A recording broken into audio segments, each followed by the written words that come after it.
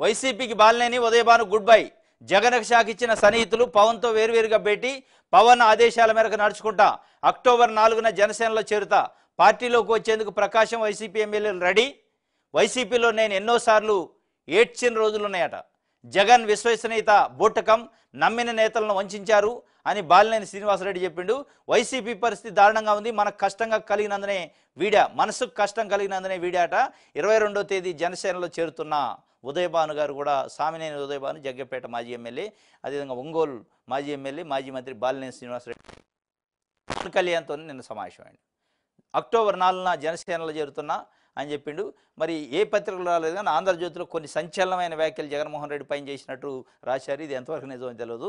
వైసీపీలో నేను ఎన్నోసార్లు ఏడ్చిన రోజులు ఉన్నాయి అన్నాడు.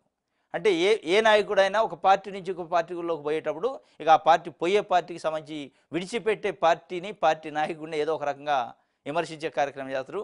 అందులో భాగంగా నిజంగానే ఏడ్చిండ. మరి ఎప్పుడు బయటికి చెప్పలే. నిజంగానే అందులో ఉన్నప్పుడు చెప్పుంటే బాగుండేది. జగన్ విశ్వసనీయత బూటకం, ఇదే నోటితోని జగన్ విశ్వసనీయ గల నాయకుడని ఇదే బాలినేని శ్రీనివాసరెడ్డి గారు చెప్పారు. ఇవాళ పార్టీ మారేవాళ్ళు చెప్పారు. ఇవాళ బూటకం అంటున్నారు. అంటే మీరు పోతున్నారు కాబట్టి బూటకమా, నిజంగానే బూటకమా? నిజంగానే బూటకం అయి ఉంటే మీరు వైఎస్ఆర్సీపీలో ఉన్నప్పుడు ఎందుకు ఈ మాటలు అనలేదు, ఎందుకు నిలదీయలేదని కూడా ఇవాళ ప్రజలు ఆలోచిస్తారు. అది ఏ పార్టీ అయినా కాదు, తెలుగుదేశం నుంచి ఇంకో పార్టీలో పోయినా పోయే ముందు బట్టగాల్చి మేదేశే కార్యక్రమం అయితే ప్రజలు నమ్మే పరిస్థితి ఉండదు. నిజంగానే ఆయన బూటకం అనుకుంటే బూటకం ప్రజలు గుర్తిస్తారు. ఇది మొత్తానికైతే జనసేన వైపు చూస్తున్నారు వైఎస్ఆర్సీపీ నాయకులు.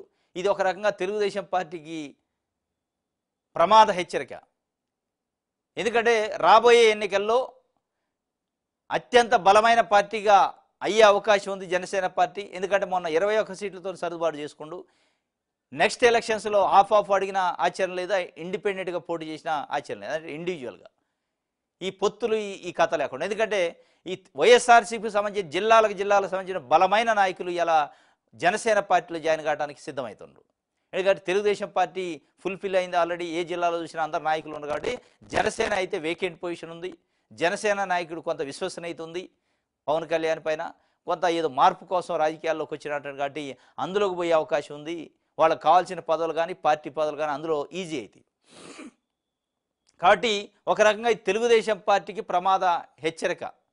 ఎట్లయితే వైఎస్ఆర్సీపీకి లోటు, వైఎస్ఆర్సీపీకి రాజకీయంగా నష్టమవుతుందో నాయకులు పోవటం వల్ల, ఇటు తెలుగుదేశం పార్టీకి కూడా రేపు కౌంటర్గా ఉండే అవకాశం ఉంది జనసేన పార్టీ. దాంట్లో డౌటే లేదు.